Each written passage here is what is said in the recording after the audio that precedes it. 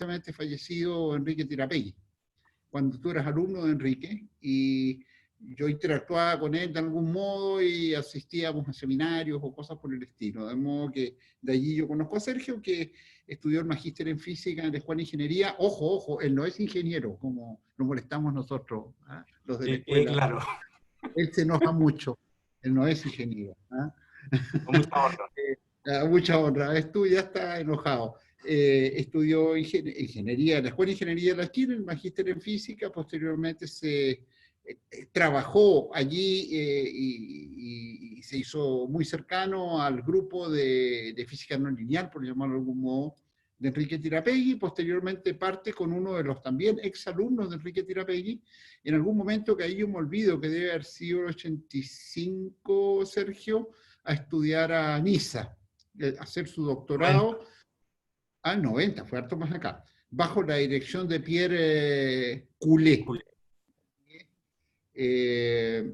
Hizo su doctorado con Pierre Coulet, pero yo me atrevería a decir, esto tú puedes negarlo, Sergio, pero es la opinión que yo tengo, que el verdadero formador de algún modo de Sergio es Yves Pomot, un físico al que yo también conocí, como dice en el francés, remarcable.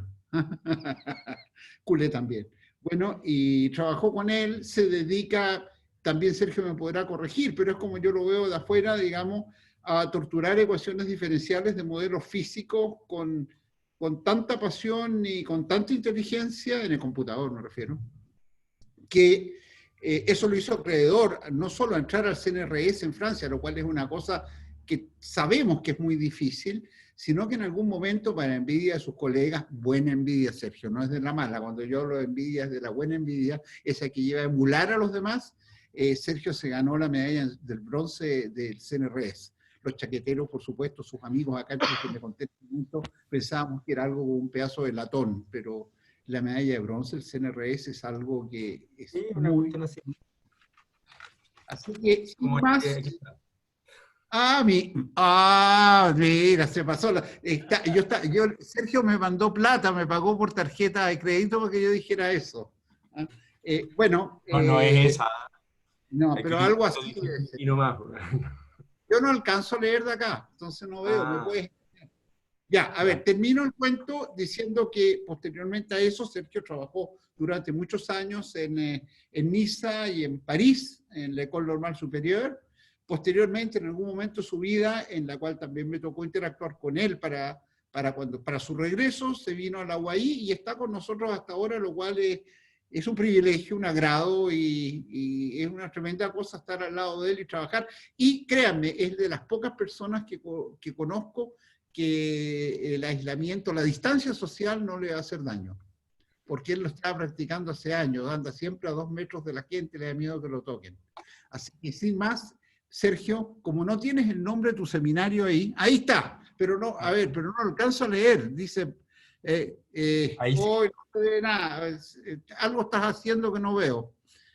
Todo el mundo ahí ve. Sí, dice tiempo, finite Finite time time localized localized singularity. singularities, a mechanism for turbulent dissipation. Bueno, y está en colaboración justamente con Pomó y otra gente, y está pagado por Fondesit, que ahora se llama algo así como ANID o ACHIS, una cosa extraña. ¿Eh? Así que Sergio, sin más y menos cháchara, anda al grano y dale, y te avisaré cuando te estés dando muchas vueltas. Bueno, gracias, Gole. Solo para corregir, yo fui alumno de Gole en la escuela, en álgebra, el año 84. Él no se acuerda, por supuesto, pero yo sí me acuerdo. Pero eso no lo puedes corregir, es ineludible ya, o sea, inevitable, ya ocurrió. Claro. Y lo otro es que primero entré al CNRS y luego fui profesor de escuela, pero fue un bracket nomás la escuela para mí. Viniendo del ingeniero Gole, esta introducción me parece que no me queda otra que estar emocionado. Y efectivamente tiene harta razón. Supongo que no es que yo no sufra, igual sufro un poco, no crean. como decía Giscard, hay un corazoncito dentro mío también. ¿Ah? Bueno, no entienden la talla, pero la podemos explicar después en las preguntas. Y supongo que es parte del aislamiento, no es mala idea, digamos, de concentrarse como uno tiene, creo yo, un poco más de tiempo, por lo menos yo que no pertenezco a las reuniones y todo eso, a pensar cosas que podrían ser, que uno no piensa en temas que uno no piensa de manera corriente, porque no tiene tiempo, porque tiene que preparar clases, porque hay que ir a una reunión, tomar café y todo eso. Ahora, el origen de este trabajo lo voy a tratar de explicar, tiene que ver con la turbulencia. Primero voy a explicar que la turbulencia es un problema medio complicado, entonces, ¿por qué es complicado? Esto es un shortcut, o sea, o como se hacen las integrales en el plano complejo, es evitar el polo e integrar por el borde para proveer un escenario posible, digamos, para la turbulencia. Nació cuando yo estuve 4 meses en la École Polytechnique, en el invierno 2018-2019. Y va a aparecer hoy día o mañana en el Physical Review Fluids, si a alguien le interesa. O dentro de pocos días, digamos, o sea, los proofs los enviamos ayer. Entonces, se me olvida cómo... aquí está. Lo primero, yo ya sé la lección, digamos, de los seminarios, sobre todo cuando son de un espectro muy broad, es que uno no quiere aburrir a la gente y la gente quiere salir aprendiendo algo, por lo menos creyendo que aprendió algo. ¿Ya? Quieren salir satisfechos. Entonces yo voy a involucrarme harto rato en lo que uno podría llamar la historia, la turbulencia, qué es lo que es turbulencia, y ahí se va a poner un poco más pesada la cosa con la famosa teoría de Kolmogorov, que debemos reconocer lo físico, digamos, que es una humillación para los físicos que la haya desarrollado un matemático. Ahora, no es cualquier matemático, así que por último es un premio consuelo. ¿Ya?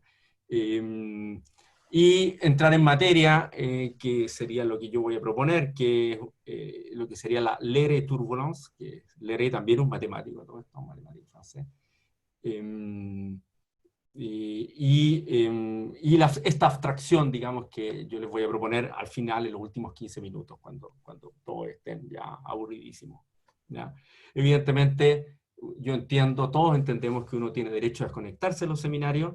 Creo que es la gran ventaja de este sistema online. Yo sé que Hugo les va a seguir hasta el final, y Marcos, por supuesto, pero el resto está completamente con derecho a hacer zoom out sin ningún problema cuando considere que ya dejó de aprender algo.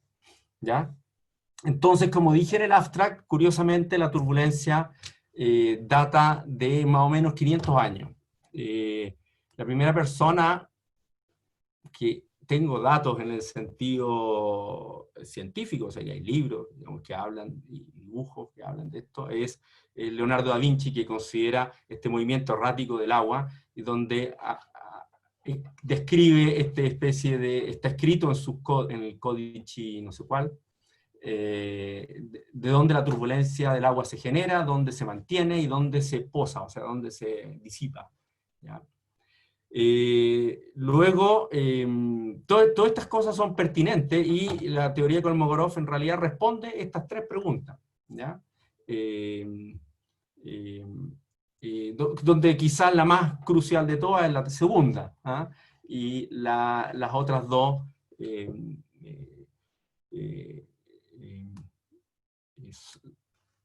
son un poquito más evidentes, digamos. Y en realidad es remarcable estas 3 frases porque mal que mal, no son las únicas frases remarcables de Leonardo, yo les voy a mostrar un par más. En realidad dieron en el fondo del problema, ¿ya? Hace 500 años, ¿eh? 1505, 1510 por ahí. Luego Newton, en su libro segundo, estudia un problema bueno, una vez supuestamente haber comprendido el mundo, cómo se movían los planetas, los péndulos, las piedras, caían las manzanas y todo eso, se ve con un problema porque él veía que era que que había una cosa que detenía los cuerpos, o sea, existían los paracaídas, una bala de cañón en realidad no hacía la trayectoria que él quería, llegaba un poquito antes. Entonces se ve en la obligación de estudiar los fenómenos de la resistencia debido al aire, en particular al aire o a los fluidos. Y eso lo hace en el libro 2 de los Principios, y obtiene una fórmula remarcable que se las voy a mostrar. Esto es hace 330 años más o menos, Newton, ¿no?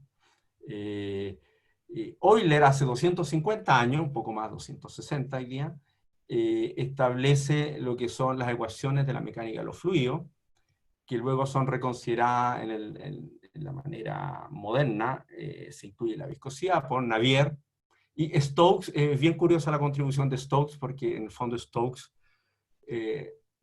recicla, la saca del polvo a las ecuaciones de Navier, pero bueno, hoy día se conocen como las ecuaciones de Navier-Stokes, y bueno, bien que a los franceses les gusta llamar las ecuaciones de Navier. Yo creo que uno tiene que respetar, digamos, las nomenclaturas modernas, digamos.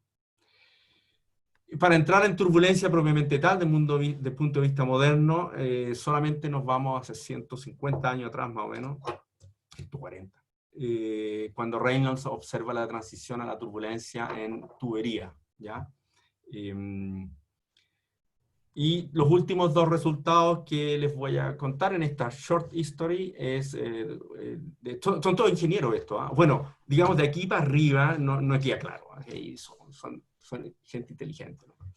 De aquí, Reynolds era ingeniero, von Karman, Howard, supongo, Leslie Howard, son todos ingenieros, y von Karman, Howard derivan el único resultado conocido exacto, o sea que uno parte de A igual 1 más 1 igual 2 y deriva hasta el final un resultado conocido en turbulencia, en 1938. Y en 1941, Kolmogorov propone lo mejor hasta la fecha, el mejor entendimiento de un flujo turbulento hasta la fecha, con una teoría estadística donde muestra que hay una especie de sharing, que es como compartimiento, transferencia quizás, o sí, transferencia de energía entre modos. Y es curioso notar, o sea, la analogía, Kolmogorov estaba en plena guerra en esos momentos y efectivamente ustedes ven que durante estos momentos de crisis pueden salir cosas. Newton también estuvo en una peste en el momento que se le ocurrieron sus cosas en 1666, así que no es extraño, digamos, que en momentos de confinamiento, de hambre, cosas por el estilo, puedan pasar cosas por el estilo. De este tipo, Landau, por ejemplo, deriva la teoría de la superfluidez en 1942 también. Onsager, bueno, en América parece que vivían mejor. 44 deriva el modelo de Ising, así que, en fin, no son necesariamente momentos de pena, digamos.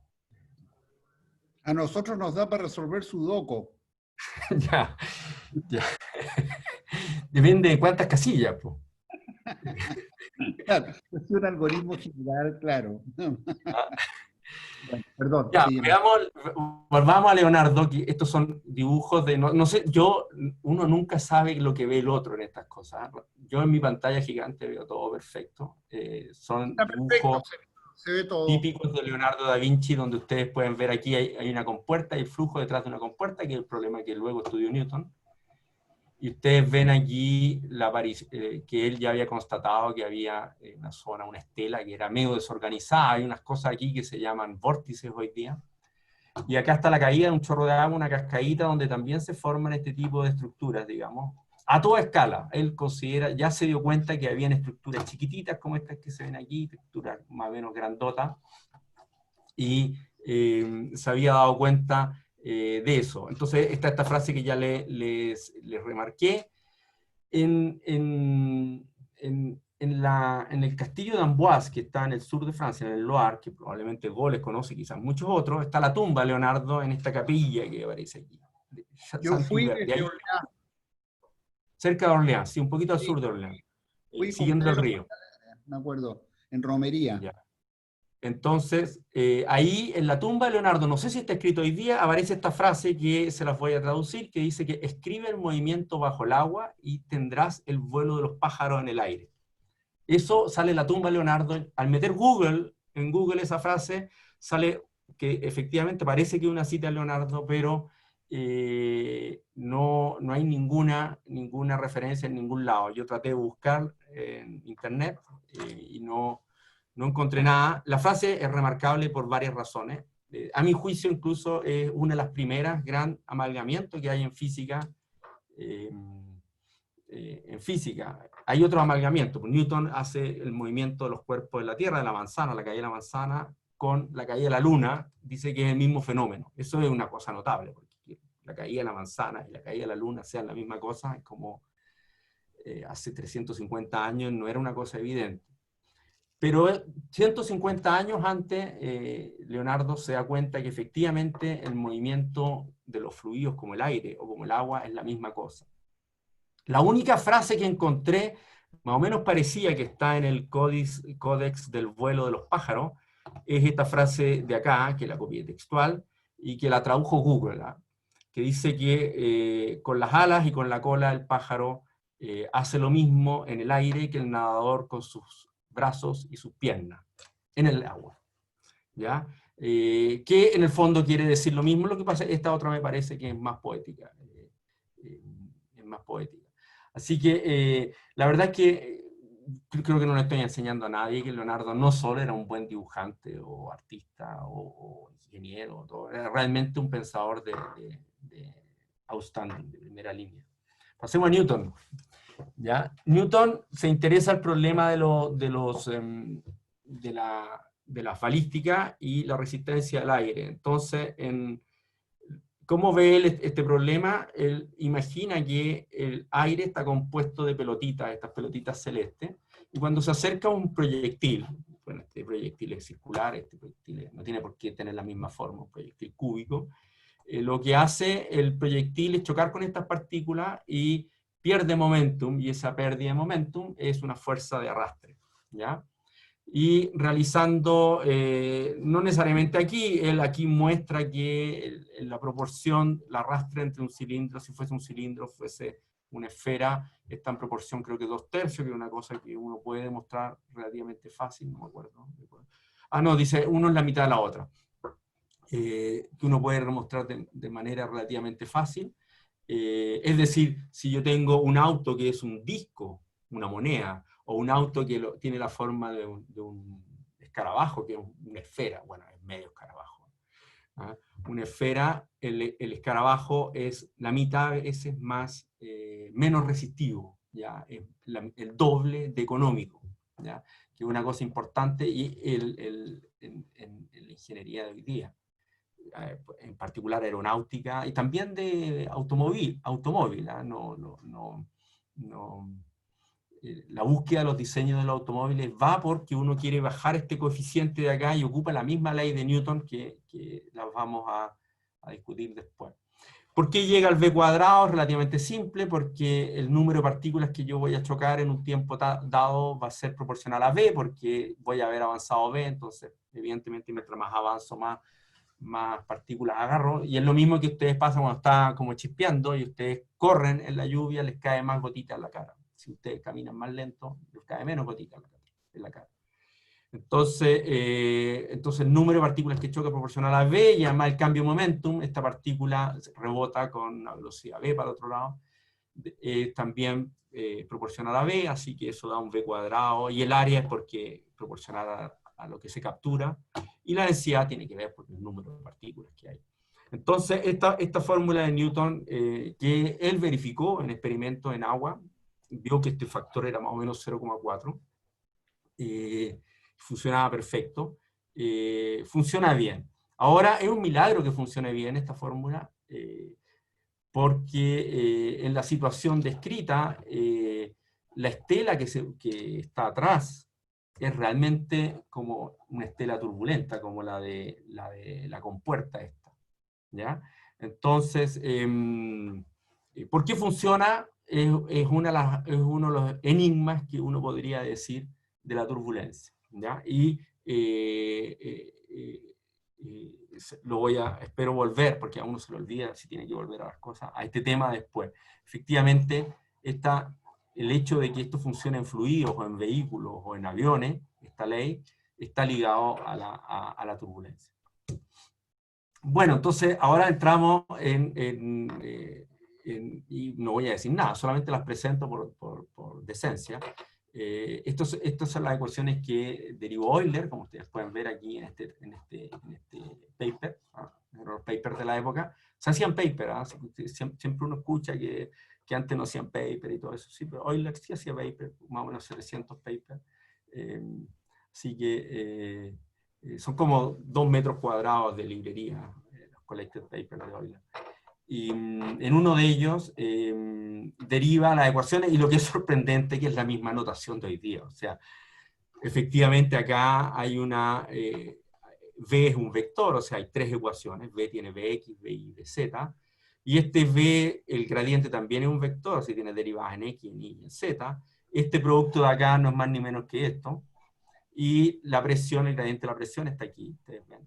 Y lo que puede haber cambiado el día de hoy día es que las derivadas derechitas dejaron su espacio para derivadas parciales, para que uno no se confunda, digamos, que aquí no está derivando respecto de Y, sino que solo de X. Pero no ha cambiado nada más, ¿no? Esto de acá, el P, el Q y el R, son fuerzas que él considera, o sea, él además agrega la posibilidad de que aquí haya el peso, por ejemplo, ¿ya? Que va a jugar un rol importante en la turbulencia, porque uno tiene que forzar la turbulencia. Además, a esto hay que agregarle lo que uno llama la ley de continuidad, es decir, el fluido incompresible, que satisface esa segunda ley. Ahora, ¿por qué hay que agregarle? Más o menos, supongo yo que contando uno se da cuenta, porque yo tengo 3 cantidades desconocidas, que es Vx, Vy y Vz, y tengo la presión, que también es desconocida, ¿ya? Entonces tengo 4. Y esto de acá son solo 3 ecuaciones, así que necesito una ecuación más. Y esa ecuación más, o me dan una ecuación para la presión, o me dan una condición para la velocidad. Y esta es la condición para la velocidad típica, o sea, de un fluido incompresible. O sea, los aviones se calculan con esto, los vehículos, el movimiento en el agua, por supuesto, los submarinos, todo tipo de cosas, barcos, qué sé yo. A esto hay que agregar, porque no hay que olvidarse, por suerte los matemáticos no se olvidan, los físicos siempre se olvidan de las condiciones iniciales. Hay que agregar la condición inicial, porque una ecuación sin condición inicial no sirve para nada, ¿no? Ahora, y en esto aquí yo soy mucho más relajado que los matemáticos, también hay que poner condiciones de orden infinito, o si hay objetos, digamos, ¿ya? Los físicos afortunadamente somos súper cool con las condiciones de orden infinito. Si todo decae en infinito, estamos contentos, no tenemos que definir espacios raros que nadie entiende y todo eso. Así que, y en eso, a veces se cometen errores. Pues el error más grave conocido reciente es de un matemático aplicado perdón, más bien físico-matemático, bueno, da lo mismo, Carl Bender, que demostró la conjetura de Riemann, pero ocupando un operador que no era acotado, o sea que sus condiciones de orden no estaban bien puestas. Entonces, ocupaba que era el mítico, y la verdad es que no era el mítico. Y eso dependía de las condiciones de orden. Pero bueno, hay muchos casos en los cuales los físicos nos olvidamos de las condiciones de orden. Estas son las ecuaciones escritas por Navier. Él era experto. Navier escribió un tratado ¿cómo se llama?, de elasticidad, así que fue iniciado por Poisson, que define los estrés, o sea, los tensores de esfuerzos internos, y él lo aplica a fluidos, y no obtiene precisamente esta ecuación, pero luego, imponiendo esta condición de acá, se le van unos términos feos que él obtiene, ¿ya? Estas son las famosas ecuaciones de Navier-Stokes, donde ahora es la notación más compacta que existe, que es súper moderna. Todo esto es del siglo XX, más o menos. Ya, incluso Lamb, que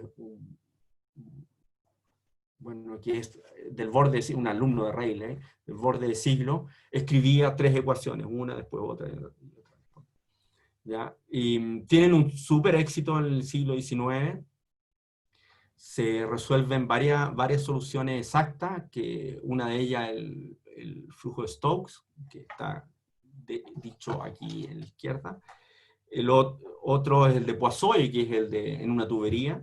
que son soluciones, o sea, yo meto la solución, derivo aquí, lo pongo aquí, derivo. Bueno, son estacionarias, así que no hay tiempo, derivo acá, se va a este término, esto de acá hace un balance perfecto y queda todo súper bien. Además, se estudia la teoría del sonido, no como la estudió Newton, sino que de una manera moderna, y eso Rayleigh esencialmente destruye el problema. Rayleigh destruye el problema con un libro de este espesor más o menos, en el cual hace resuelve todos los problemas, hasta el sonido de las campanas, todo tipo de cosas. Y esto fue súper importante porque para estudiar la teoría del sonido se requerían resolver problemas lineales, ¿ya? Y desarrolló toda la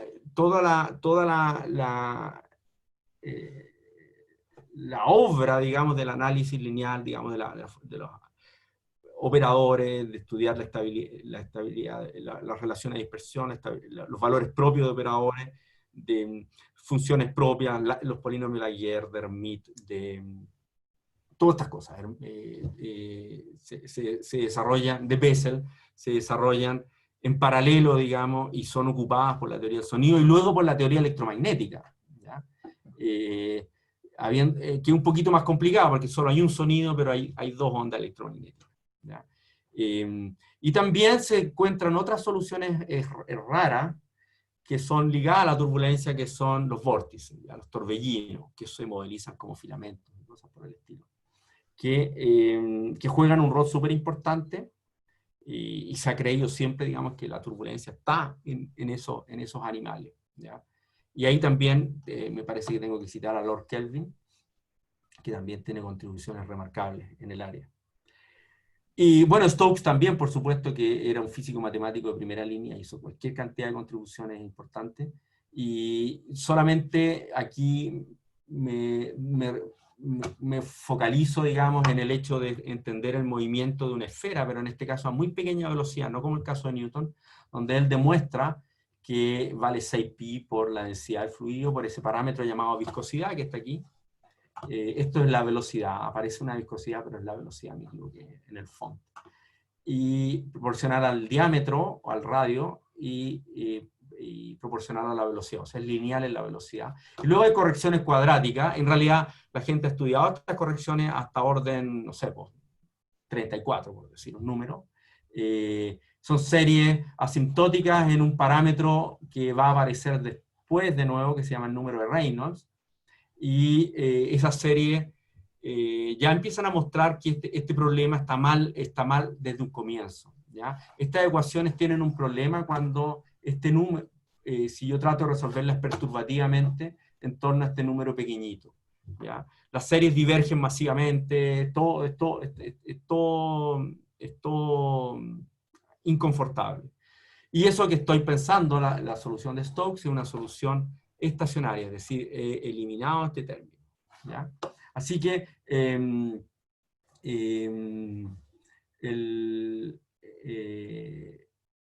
ya empieza a verse, digamos, que, bueno, de las soluciones que dije, stationary flows, el de Stokes no es un stationary flow, es perturbativo.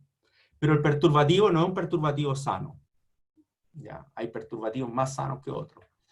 Y es inviable si uno quiere tratar de estudiar, por ejemplo, el movimiento de un avión, ¿ya? Este número de acá para un avión debe valer 100 millones, digamos, o sea, 10 elevado a 8.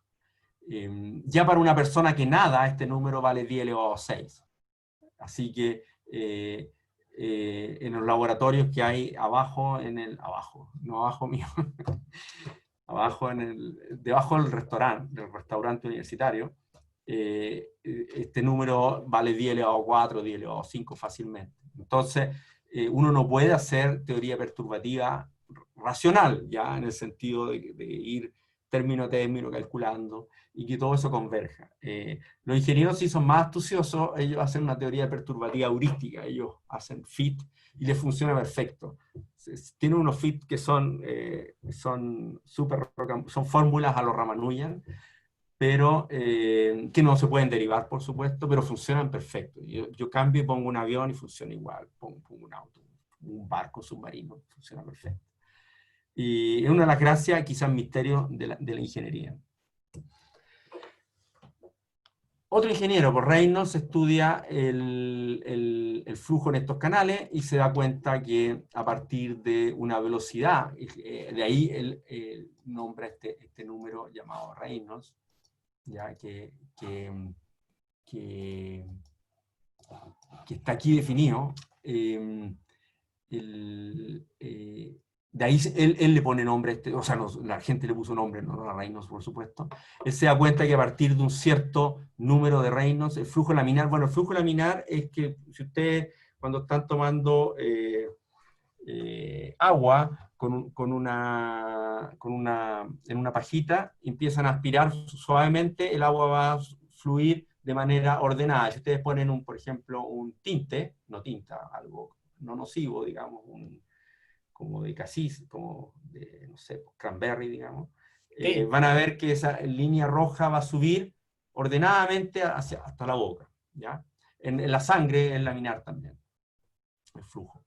Y sin embargo, si yo aspiro más rápido, en algún momento va a haber una velocidad crítica a partir del cual se va a desorganizar y van a aparecer estos que se llaman puff turbulentos, o sea, puff desordenado, un poco como cuando uno va en un avión y de repente se desordena, pero se ordena el avión un ratito después y el piloto nos dice que pasamos por una zona de turbulencia. Entonces, hay como zonas, hay patches, hay manchas turbulentas que aparecen y manchas laminares. Y está esta coexistencia en un problema en el cual, como ya les dije, Poisson, en 1800 something, encontró la solución analítica. O sea, esta solución, si yo la pongo, ve que solo depende de la coordenada Y, solo hay velocidad según el eje X, solo depende de la coordenada Y. Si yo la pongo en la ecuación de Navier-Stokes, me da 0 igual 0.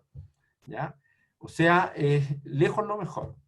Sin embargo, y más aún, uno puede estudiar su estabilidad y es linealmente estable para toda velocidad. Es decir, algo raro pasa acá. Y ese algo raro fue un problema que a los ingenieros los tuvo vueltos locos y fue resuelto por Heisenberg, que era un físico, no sé si saben, en su tesis doctoral en 1924, en realidad 1923, 24 publicado. Y Heisenberg, para los que no saben, fue el que estableció el principio de certidumbre en la física cuántica. Sus primeros estudios eran en física cuántica, o sea, eran problemas de átomos en campo magnético.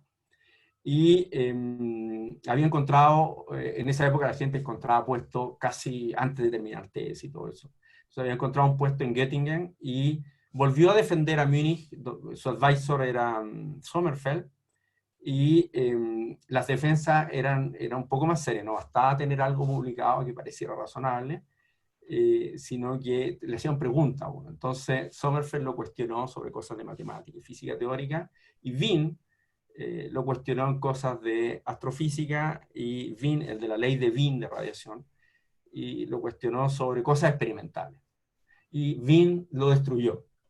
Entonces fue una gran pelea entre Sommerfeld y Wien si había que pasarlo o no. Finalmente lo pasaron, pero con la mención 0, o sea, con 4. Y lo cual deprimió a Heisenberg, y cuando volvió a Göttingen le dijo a Born que, bueno, que había apenas pasado, que bueno, no se sabía si quería de él como ayudante, porque en esa época eran ayudantes, eran los que le hacían las clases. Hoy no hay de ese tipo de gente, qué pena. Y bueno, Born le dijo que no había ningún problema. Y bueno, de ahí Heisenberg bueno, hizo trabajo notable en física cuántica y también en turbulencia, así que voy a volver a mencionarlo. Lo que sí es importante decir que este trabajo, que fue cuestionado por mucho tiempo, por los mechanical engineering, digamos, finalmente un mechanical engineering, C.C. Lin, mostró que era la solución correcta al problema, que estaba todo perfecto. ¿Ya? Entonces, bueno, ¿qué es lo que es turbulencia? Lo primero y principal es que no hay una definición oficial, o sea, no, en Wikipedia puede que haya cosas, pero no hay. Pero lo que uno entiende por turbulencia es más o menos lo que decía Leonardo, es algo relacionado con el movimiento errático y rotativo. ¿Ah? Hay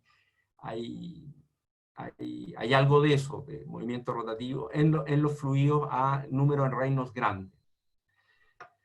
Un poquito más técnico uno puede decir que, y no creo que entre mucho en ese detalle después, más adelante, que es el movimiento, que coexisten muchos estados de movimiento a diferentes escalas, y si eso pasa también no sé, por el electromagnetismo, existen coexistencia, si yo mando una onda electromagnética, cuando ustedes me ven, ustedes ven muchas ondas que llegan del computador, ¿ya?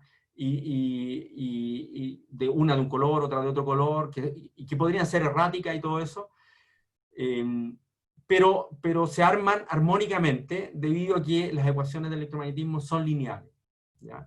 Pero acá no hay esa superposición generosa que nos da el electromagnetismo o la mecánica cuántica, debido a que las nonlinearidades generan un proceso de intercambio de energía entre estos diferentes modos. Y esa es más o menos la clave del entendimiento de Kolmogorov, ¿ya? Es el hecho de que debido a las nonlinearidades se genera este proceso de pasar energía. Voy a hablar de un color, pero no es un color, uno habla de una frecuencia, de un color rojo a un color azul, por ejemplo, ¿ya? Entonces uno va pasando, en realidad va en el sentido contrario, uno va pasando la energía del violeta al azul, al cian, al verde, al amarillo, naranjo, rojo, ¿ya? Y ahí en el rojo finalmente la viscosidad lo disipa.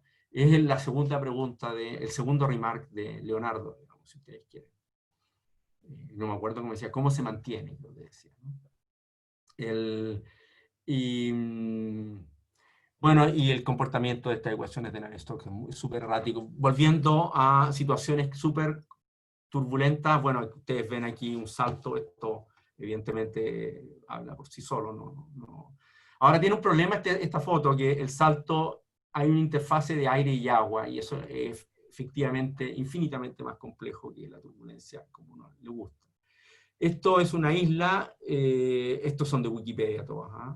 La primera vez que yo vi esa foto de una isla salió en una portada de Science, creo, así como hace 30 años, creo. Y esta isla era Robinson Crusoe, ¿ya? Pero en fin, lo que viene aquí es el viento, que viene del oeste, y debido a la existencia de la isla se generan estos zonas turbillonarias, que se ven que son turbillonarias porque aquí baja la presión, entonces las nubes se comportan de manera diferente, ¿ya? Este no es un experimento controlado, lo que uno llamaría un experimento natural, ¿no? Esto es un experimento controlado donde hay un obstáculo, un cilindro, y se pone un dye, o sea, un colorante, y el flujo alrededor del cilindro forma esta estructura que ustedes ven turbillonaria, que uno no puede decir que son turbulentas. Sin embargo, cuando yo aumento la velocidad, después esta estela se va a transformar en turbulenta. Este es el humo de un cigarrillo, que efectivamente es laminar en un cierto momento y luego se desorganiza por completo. Esta es la típica experiencia de turbulencia que se hace en los túneles de viento. Es una reja, una grilla, que se llama turbulencia de grilla. Y entonces llega el flujo laminar. Esto se puede hacer en el laboratorio que está debajo del restaurante, cuando funcione en la universidad, y detrás, después de una cierta distancia, uno mide aquí, observa, en este caso se observa con humo, se observan partículas en movimiento desordenado. Ahora, observar no es una cuestión que no es el método para estudiar turbulencia en todo caso, sino que hay que poner sensores para medir velocidad, lo cual complica enormemente la situación. Y esto es lo que uno llama el boundary layer, o sea, capa límite, donde uno pasa, esto es lo que pasa en los aviones. En los aviones se crea, hay una pequeña capa alrededor del ala en el cual el flujo es laminar, y más arriba se vuelve turbulento al tiro. Ya, un poquito más arriba, como acá, ¿ven? Entonces, y esta distancia es microscópica. Entonces, en turbulencia yo les voy a enseñar en unos minutos más que uno puede despreciar la viscosidad. No sé por qué, no sé por qué se hace. Y así funcionan los aviones. Los aviones se desprecia la viscosidad y para adelante, oigan, se resuelve. Entonces, un par de cosas. Aquí lo que uno pone, lo que uno pondría es un sensor. Hay de diversos tipos, se pueden poner sensores de presión. Eso mide la presión, no mide la velocidad. Y unos que se llaman hot wire, que supongo que será hilo caliente o alambre caliente, no tengo idea. Donde se hace pasar una corriente y debido a la velocidad, el flujo baja, es lo que le pasa a uno cuando transpira y corre, siente fresco, ¿no?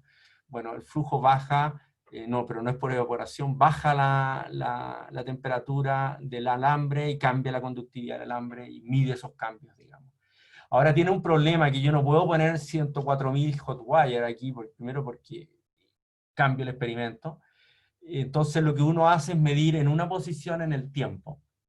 Y lo que uno supone es que si yo espero un poquitito, lo que estaba pasando acá, está pasando acá, así sucesivamente. Entonces hay todo tipo de suposiciones detrás de la turbulencia experimental que son también debate, digamos, para realmente un entendimiento del problema. Este es el primer paper que yo conozco, justo posguerra, de 1946 creo, de Batchelor y Townsend, donde ellos muestran el movimiento errático de la velocidad turbulenta, digamos, según, estos son dos números de Reynolds diferentes, este es 22.000, o sea, dos velocidades diferentes para ustedes, y este es 41.000, ¿ya? Y esto es la velocidad, esto es la derivada respecto de X, que ¿cómo la toman? Pues esperan un poquito y calculan la velocidad en un tiempo, en una posición, en un tiempo t y en un t más delta t. Ya la sustraen y con eso calculan la derivada respecto al tiempo, pero hay una asunción que el fenómeno es advectado, entonces es que están calculando realmente de u a de x. ¿Ya? También pueden calcular la segunda derivada, y creo que esto debe ser la tercera derivada, no alcanzo a ver bien yo tampoco. Así que esto es de 1946, y de ahí apareció rápidamente, de este resultado, que creo que es la primera vez, varias consecuencias. La primera, que se los muestro con resultados más recientes, la primera, bueno, este es el campo errático de velocidades, la primera es esta de acá. Esto va a ser súper importante en toda la discusión que sigue, lo que se llama la disipación. Ustedes ven que aquí ponen la velocidad al cuadrado o de u a de x, ya es la misma idea, o sea, si yo espero un tiempo t, debido a que el flujo es advectado, eso pasa a ser de u a de x la disipación. Y la disipación es completamente errática. La idea de que existía una cosa que se llama intermitencia en la turbulencia data de los años 40. ¿Ya? O sea, hay eventos grandes, eventos pequeños, sin aparente orden. Digamos. Y el segundo dato importante es lo que uno llama la anomalía de la disipación. Bueno, el enigma, ya que suena mejor. Que si yo calculo el promedio de esta cantidad, cosa que puedo hacer, me fijo que el promedio tiende a una constante cuando el número Reynolds tiende a infinito. ¿Ya? Y lo que quiere decir en realidad que la disipación es tal que no depende de la viscosidad. Y eso es fundamental. ¿Ya? Es la gran idea, o sea, la gran constatación, pero no es una idea, ¿ya? Una constatación, nadie sabe no se sabe bien por qué todo. En ecuaciones, y aquí, perdonen, aquí ya pueden empezar a desconectarse los que ya no quieren más ecuaciones, pero aquí ya la pendiente se pone más pesada. En ecuaciones, se supone que lo que tenemos que hacer es súper fácil. Tenemos las ecuaciones de Navier-Stokes. La condición acá le voy a agregar un forcing, porque el forcing es el que me genera la turbulencia. Due se genera, dicen. Este la disipa. ¿Ya? Y este tipo es el que la mantiene, que la transfiere. ¿Ya? Tengo la ecuación de Navier-Stokes, tengo que imponer que la divergencia es cero. La presión aquí no juega ningún rol. Yo voy a suponer que la divergencia de este tipo es cero también. La presión no juega ningún rol. Ustedes pueden ver que se puede despejar esta ecuación, tomo divergencia de esto, se va a este término, se va a este otro, y me da una ecuación tipo Poisson para la presión laplaciana de P igual a algo. Así que yo puedo este término P y este término juntarlos en un término bilineal, o sea, cuadrático en V, que complicado. No es fácil, así que complicado, pero en Fourier es más o menos fácil. ¿Ya?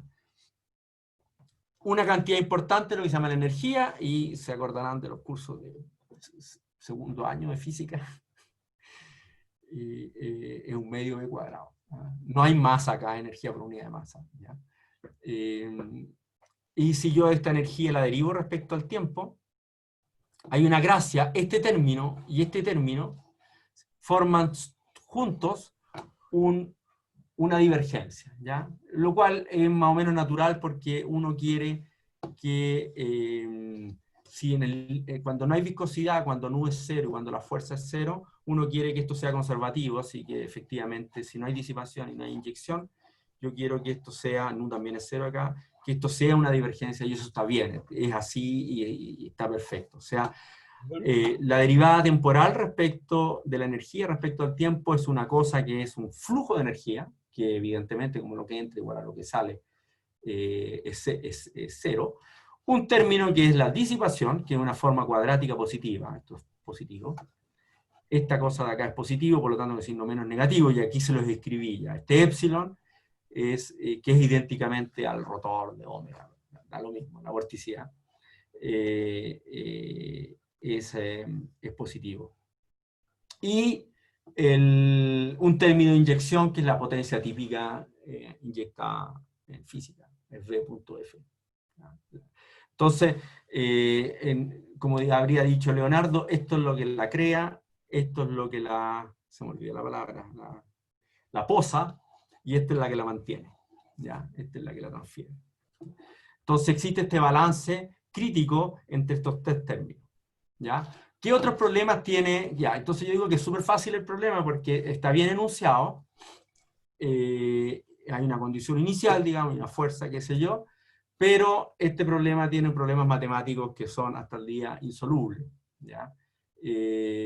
Uno de ellos es bueno, primero tiene súper pocas soluciones conocidas. En realidad, si uno encuentra una solución de la ecuación de Navier-Stokes, hace un paper y se queda feliz. Si tiene suerte y si la solución es interesante, hasta la ponen en un libro, ¿ya? Hay muy pocas soluciones conocidas, realmente yo creo que no más de 10. Esto es mucho mayor problema. Tiene el problema que se llama del Global Regularity Problem. Es decir, no se sabe si una condición inicial con energía finita, ¿ya? Realmente sea finita para todo tiempo, ¿ya? Es parte de uno de los problemas Millennium que hicieron algunos ilustrados tratando de emular a Hilbert el siglo pasado y poner algunos problemas importantes en matemática. Bueno, este es uno de los problemas importantes que hay. Bueno, y lo otro ya lo he dicho, o sea, la teoría estadística de la turbulencia fue iniciada por J. Taylor, otro ingeniero, y el único resultado conocido es el de von Karman-Howard, a un ingeniero. Así que he hablado muy bien de los ingenieros hoy día. Tengo que avanzar de página. Y mirar la hora, porque voy súper mal. Ya. Yo lamentablemente tiendo a hablar mucho. Bueno, ya esto ya lo dije, así que me lo voy a saltar. El cuadro de la turbulencia es que hay una escala donde se inyecta la energía. Esa energía es transferida a un flujo constante y disipada por la viscosidad a una escala pequeña, ¿ya? Entonces se generan estos grandes vórtices, ¿ya? Estos grandes vórtices, y estos vórtices se van pasando a pequeños vórtices, a pequeña escala, y así sucesivamente hasta la disipación. La foto es pésima. Y esta es la ley de von Karman-Howard, que también me lo voy a saltar. Esta es una corroboración experimental. Lo que dice esencialmente es que el cubo de la velocidad, de las diferencias de velocidades, va como R, es lineal en R, ¿ya? Y está solamente relacionado a épsilon, ¿ya? Y hay corroboraciones experimentales, centenas de corroboraciones experimentales de esta ley. La ley de Kolmogorov es difícil pasársela porque toda la gente de mecánica de fluidos tiene mucho respeto a él, y de nuevo es una humillación para los físicos, a pesar de que fue redescubierta por Onsager en Yale, con calefacción y todo, supongo yo que tenía calefacción, y por von Weizsäcker y Heisenberg en el campo de concentración en Inglaterra, que no me acuerdo dónde estaba, Farm, no sé cuánto. Después de la guerra fueron capturados, digamos, los científicos y puestos para que lo escuchen. Entonces uno de los problemas que resolvieron, que trabajaron tanto von Weizsäcker como Heisenberg en esto, y fue Rayleigh que les comunicó que existía la teoría de Kolmogorov.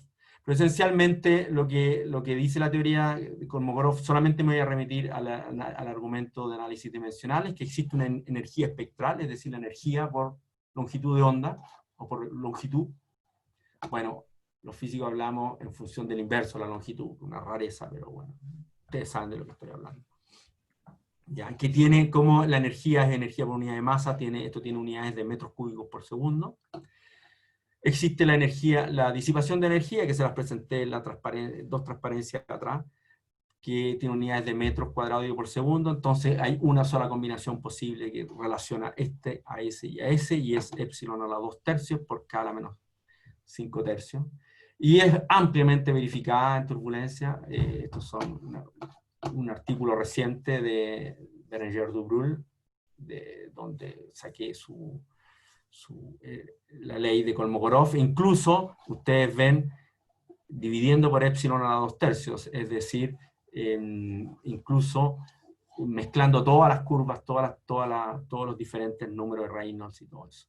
Esta no les voy a decir lo que es porque me tendría que alargar. Bueno, es la escala de disipación que uno puede obtener como función del número Reynolds y todo eso. Hay una objeción de Landau a esta ley que tiene que ver con la intermitencia, así que una objeción pertinente, pero no puedo... Ya, entonces, la pregunta es ¿por qué uno escucha siempre que la turbulencia es un problema difícil? Y si le responden porque es un problema no lineal, eso es no saber responder, digamos. Sabemos que los problemas no lineales generan cosas impredictibles, pero por otro lado sabemos que tienen simetría, a veces tienen parte lineal que nos da mucha información, así que va más allá de eso, ¿ya? Y solamente una cosa muy importante, que Euler, la ecuación de Euler, que está ligada, yo creo que está ligada a turbulencia, podría no estar ligada, por supuesto, es puramente no lineal, no tiene parte lineal, y eso hace que no haya un parámetro pequeño a partir del cual yo pueda partir de algo y hacer una teoría de perturbaciones. Bueno, solamente existe una teoría, un resultado fenomenológico de Kolmogorov, y hay una posibilidad que la turbulencia sea difícil porque está ligado al problema de la regularidad, que hablé hace unos minutos atrás, ¿ya? O también, como Terence Tao lo dice, digamos, quizá el problema de la regularidad es difícil porque existe la turbulencia. Quizás están ligados. Si estamos en este punto, evidentemente la esperanza es súper pequeña. Ahora, como la esperanza puede ser súper pequeña, lo que uno puede hacer es hacer contornos, y hacer otras turbulencias, ¿ya? Y ha habido de todo, ¿eh? Ha habido gente que ha aplicado renormalization group, mean field, fractales, autómata,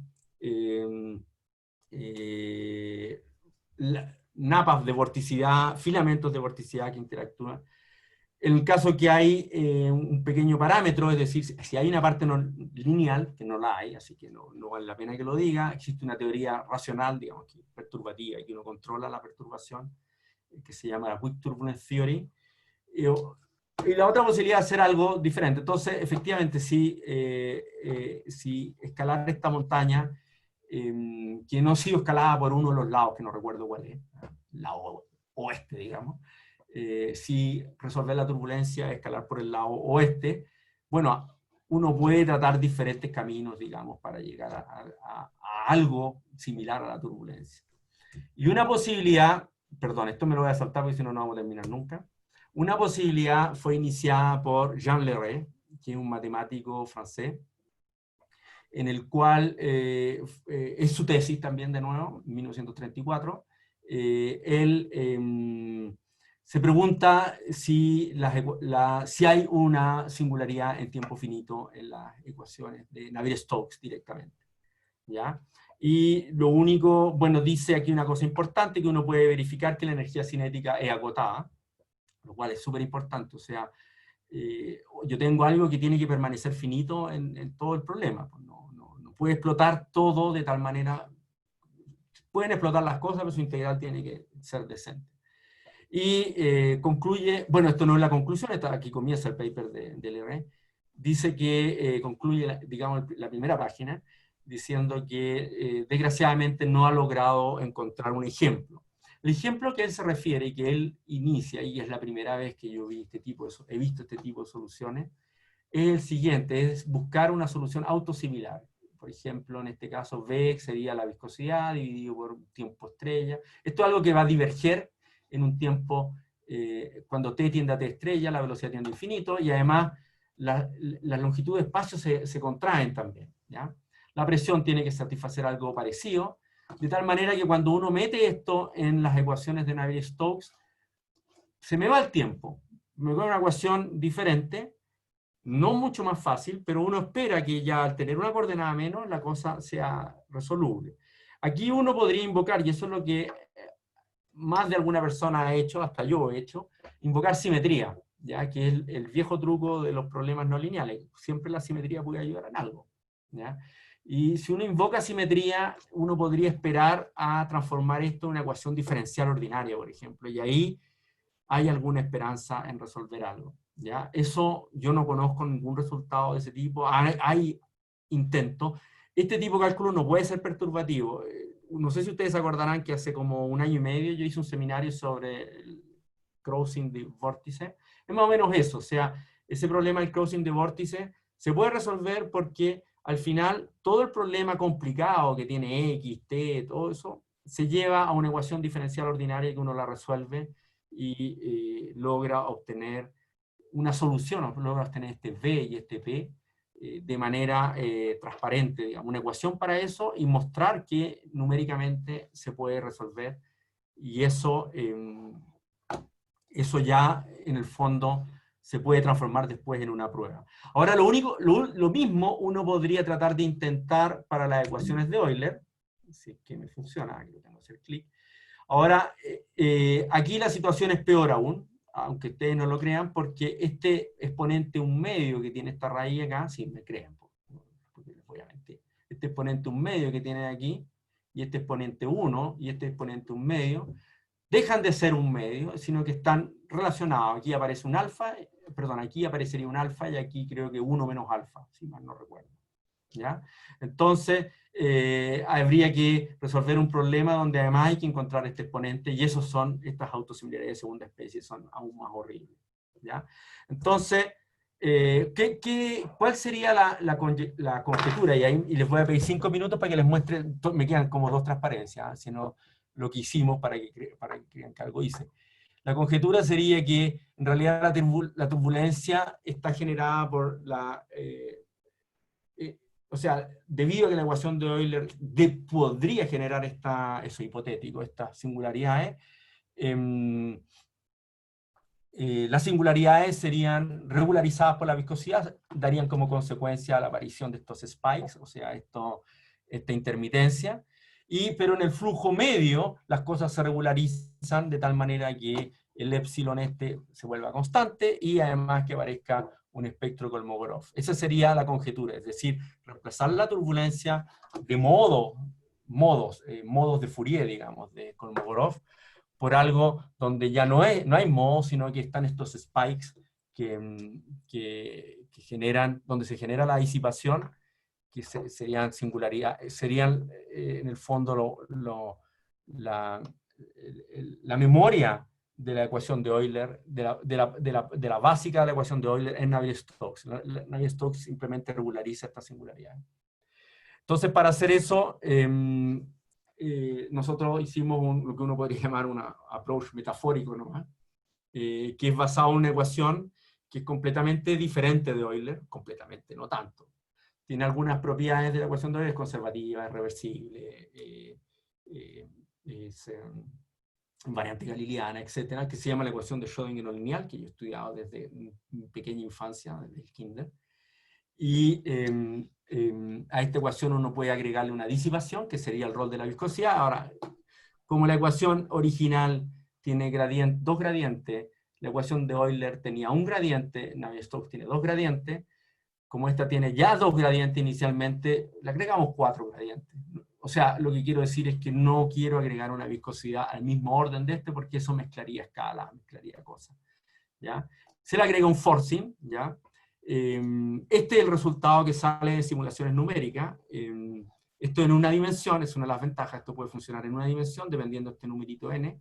En una dimensión el tiempo va para abajo, el x va para allá, y lo que uno plotea es el módulo, que es algo real. Sí, es un número complejo, cosa que está dicho aquí. Entonces uno no puede plotear números complejos, eso no se sabe hacer, o sea, yo no sé hacerlo por lo menos.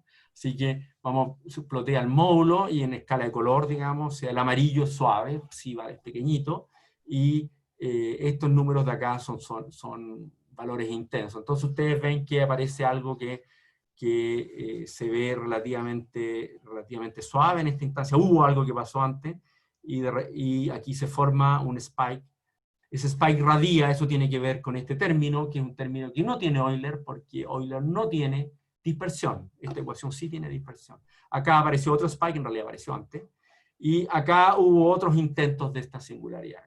Ahora, el gran problema de esto es que psi complejo, los ingenieros, y aquí se van a enojar conmigo, pero no puedo saltarme esta transparencia, es mi gran frase. Siempre hay que poner una broma. Se supone que al medio de la conferencia, pero bueno. Los ingenieros, los números complejos, ¿ah? Entonces, lo único que hay que leer es lo que le encuentro muy interesante, esta parte Imaginary. Entonces le dice, tú sabes, 11 décimos, no sé, 11 décimos será, 30 y 12, cosas así. Ahora esta broma no funciona en francés, porque en francés sí existen números de ese tipo. Ustedes saben que existe el 70, 72, el 85, 95, así que ya, espero no se haya enojado mi amigo los ingenieros. Los eléctricos ocupan los números complejos, caleta. Sí, pero cuando supe que Rus no iba a estar aquí, me relajé un poco. Entonces, solamente para contarles por qué ocupar por qué puede ser buena. Entonces, bueno, ya dije casi todo. Pero lo que no dije, y que es muy importante, es que esta ecuación se conoce desde los años 80, que presenta, bajo ciertas suposiciones, una singularidad en tiempo finito. ¿Ya? Y aquí está la singularidad regularizada. No les voy a mostrar, si alguien me hace la pregunta, tengo una transparencia al final que resume todo el proceso de la singularidad no regularizada, o sea, la singularidad de esta ecuación propiamente tal. El observable que vamos a considerar análogo de la energía es esta cantidad que es positiva, que es psi cuadrado, que cuando lo derivo respecto al tiempo me da, y agrego la viscosidad, que no está aquí, me da menos 2 nu por esto. Y a este animal de acá yo le llamo la disipación, por analogía con la turbulencia. La solución autosimilar que uno buscaría, ya no esta, porque esta está regularizada, es una solución de este tipo, y de nuevo se los puedo comentar, digamos, más en privado. Y una de las otras, segunda razón, es que esto es mucho más fácil de hacer numéricamente. Ecuación de Navier-Stokes son un real mess, sobre todo, porque uno tiene que resolver muchas escalas. Mucha escala significa mucha memoria. Si yo tengo Reynolds, las escalas varían como Reynolds a la potencia 9 cuartos, o sea, Reynolds un poquito más grande que cuadrado. Entonces, si quiero resolver Reynolds 1.000.000, tengo 10 a la 12 escalas que resolver. ¿Ya? Entonces, eso hace que la cuestión no sea tan fácil. ¿Ya? Y por eso la gente llega a Reynolds 1000 solamente, 1000, 2000, digamos. Entonces, numéricamente está, digamos, necesita esperar. Bien que el progreso de los computadores desde los años 80 sí ha ayudado. Entonces, les resumo el resultado que tuvimos con Pomó y compañía. Oye, hay unos chats aquí escritos, que dirán. Entonces, uno tiene que el campo genera estas singularidades a medida que el tiempo avanza. La disipación, que uno también puede graficar, es extremadamente fuerte en estas singularidades, no tanto en las otras. Ven, esta que es una cuasi singularidad, no pasó mucho. ¿Ya? Más interesante aún, si la viscosidad es alta, como el caso de la curva azul, la singularidad es súper regularizada, se demora más en llegar. Esto no es una singularidad, perdón, es un pic. ¿Ya? El pic es muy regularizado, es bajo, se demora más en llegar. En cambio, en los otros casos, cuando la viscosidad empieza a disminuir, llega antes, y de amplitud cada vez mayor, digamos. Uno puede ver que a medida que nu se va a cero, la amplitud realmente, el máximo de psi, el máximo de este puntito aquí, se va a infinito, como dice la solución autosimilar. Y más importante aún, es que efectivamente uno tiene un cuadro muy parecido a lo que pasa con la turbulencia de fluido.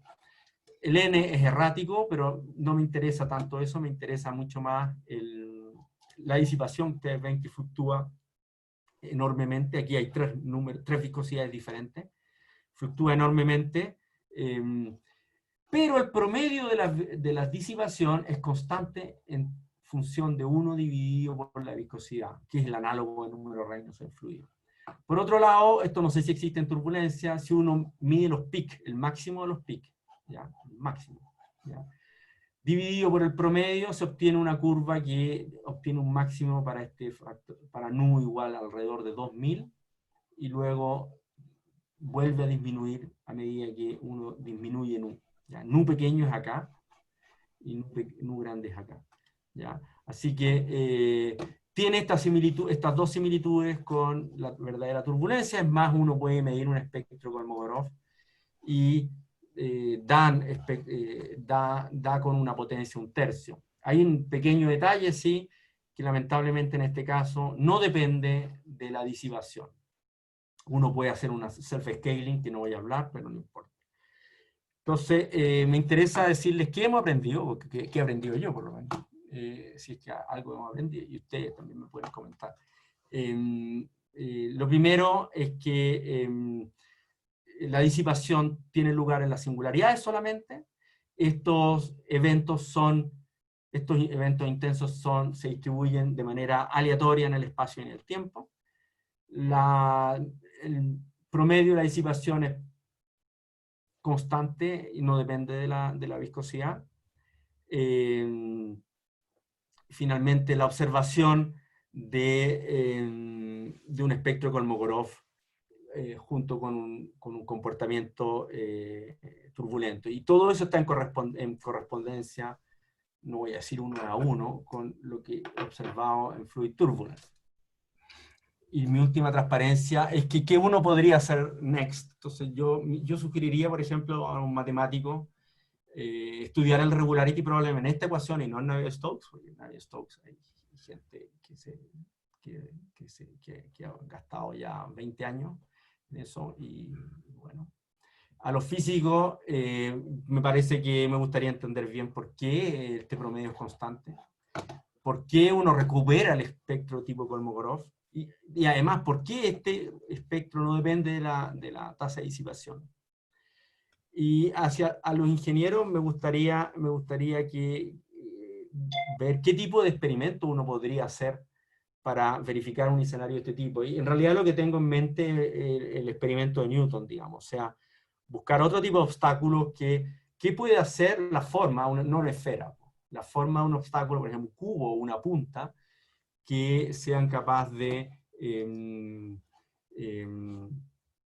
de mostrar mostrar evidencia, digamos, de que existen estos tipos de singularidades. Listo, terminé, Gole. Ya, oye, muchas gracias, Sergio. Perdonen por haberme pasado. Me pasé No, 10 minutos. no es grave, sobre todo ¿No? que así yo como menos porque me dio hambre, pero no he ido a comer. Pero bueno, más allá de las miserias personales, hay una cosa que voy a decir antes de guiar las Ahora preguntas. volví a mi casa. Espérate, acabo de ver en pantalla a Hugo Carols, así que hola Hugo, que me alegro verte. Estuvo bien complicado el Hugo y me alegro Hola, verlo acá, así que... ahí está de cumpleaños, veo. Luego, no, tuve el 22, pero mira, ¿Tuviste cumpleaños? Feliz hay una cumpleaños. cosa, ¿Le Sergio, que cantamos? quería comentarte. Mira, cuando estaba en la clínica y me estaban haciendo ejercicios de respiración, me hacían aspirar así. ¿Sí? Entonces yo tosía y le pregunté al kinesiólogo cuál era la razón y me dijo, mire, aquí hay un fenómeno de turbulencia, me dijo el kinesiólogo. Quizás entra turbulento el flujo. Cuando usted respira muy, muy fuerte, usted produce un fenómeno de turbulencia y eso lo hace toser. Mira. Bueno, gusto de Estos ver. son los spikes, estos, Sí, estoy contento de estar de nuevo y La pasé más o menos nomás, pero ya salimos. Estamos en la casa, encerrados aquí en una pieza por muchos días. Bueno, cuídate mucho y gusto verte. Vuelvo a Sergio. Bueno, antes de continuar dando la palabra, dado que yo he estado acá sentado y he sido adherido constantemente como ingeniero, me han tratado mal, Sergio, me voy a permitir unos alcances literarios, pero os voy a sorprender, pero yo sé, no se me ocurren otros por el momento. Primero, Sergio, y tal vez yo sé que Gomberov y Sergio, estas cosas, por lo menos Jordán también, le van a interesar. Hay un escritor mexicano que me tocó conocer a fines de los 90, comienzo del 2000, en un restaurante peruano en Santiago, pero esa es una historia larga. Puerto Perú. En el Puerto Perú, efectivamente, que se hizo famoso después. Se llama apellido Volpi, con V, y se hizo famoso por un libro, y después ha escrito otras cosas, pero a mi juicio ninguna ha llegado a la altura de ese libro, que se llama La búsqueda de Klingsorg, con K. Klingsorg. ¿Por qué lo nombro? Porque es la búsqueda del asesor de Hitler en el programa de la bomba atómica, y todo apuntaba en ese libro, y muy bien hecho, a Heisenberg. Y posteriormente, el último capítulo muestra el encierro para espiarlos que hicieron en Inglaterra, cuando tú me contaste que Heisenberg se interesó en el problema de la... Claro, con Weizsäcker. Claro. Tienen dos papers allá.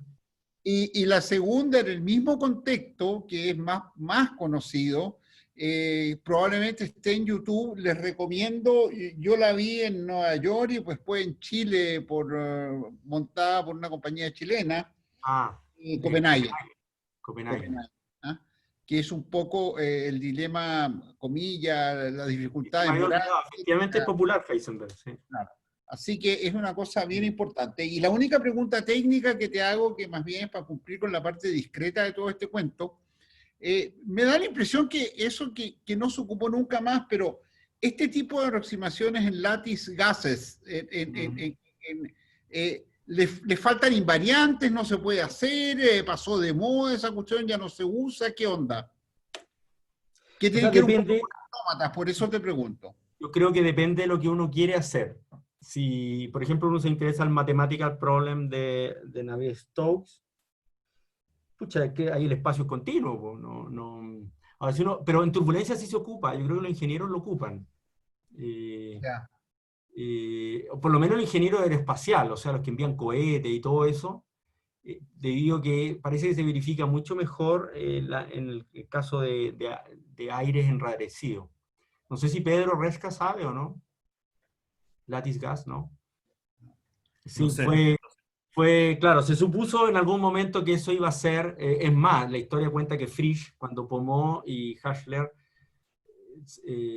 tuvieron la idea, Frisch compró un avión primera clase, así, es imposible en el sistema francés comprar avión en primera clase en todo caso, pero compró un vuelo primera clase a Boston para incluirse en el paper famoso que ellos publicaron. Pero bueno, esos son el hambre. No, Muriel Frisch es alguien que ha buscado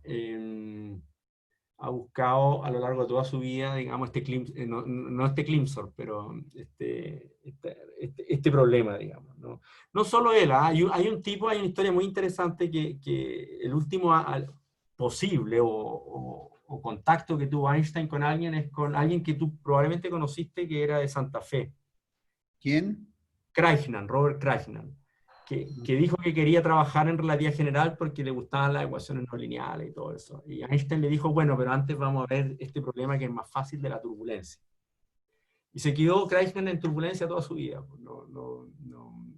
Okay. Y era un tipo súper interesante porque primero él no fue profesor nunca de nada.